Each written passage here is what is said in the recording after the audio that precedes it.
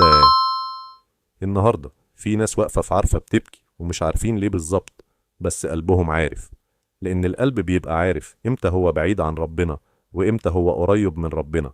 والنهاردة حتى لو أنت مش في عرفة، حتى لو أنت مش من الحجاج، قلبك بيحس بحاجة مختلفة، لأن السماء النهاردة أبوابها مفتوحة.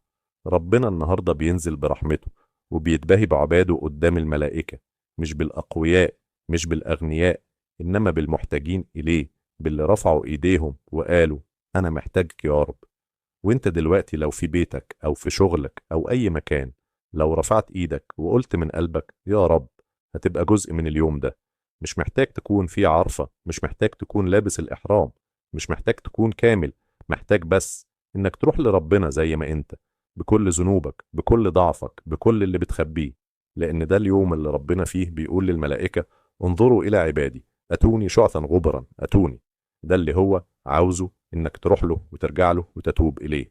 النبي صلى الله عليه وسلم قال خير الدعاء دعاء يوم عرفة، يعني النهاردة دعائك في أعلى درجاته بسبب قيمة اليوم ده عند ربنا. وقال صلى الله عليه وسلم إن الله يباهي بأهل عرفات ملائكته فيقول انظروا إلى عبادي أتوني شعثا غبرا. شعث غبر يعني ناس تعبانين، ناس مسافرين من بعيد، ناس حاملين همومهم وذنوبهم معاهم ورايحين لربنا، وربنا بيفتخر بيهم. وقال صلى الله عليه وسلم ما رؤي الشيطان يوما هو فيه أصغر ولا أدحر ولا أحقر ولا أغيظ منه في يوم عرفة. يعني النهاردة الشيطان في أضعف حالاته ومغطاة، لأنه شايف رحمة ربنا بتنزل، وشايف ناس بتعتق من النار، وعارف إنه خاسر وإن كل مجهوده راح على الفاضي.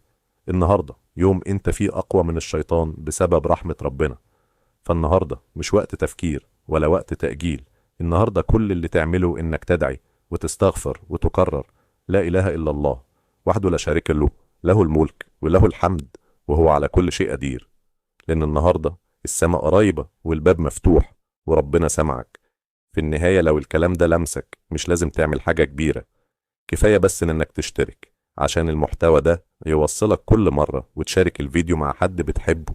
لأن النهاردة وقت المشاركة، وتقول لنا في الكومنتس إيه اللي هتدعي به النهاردة.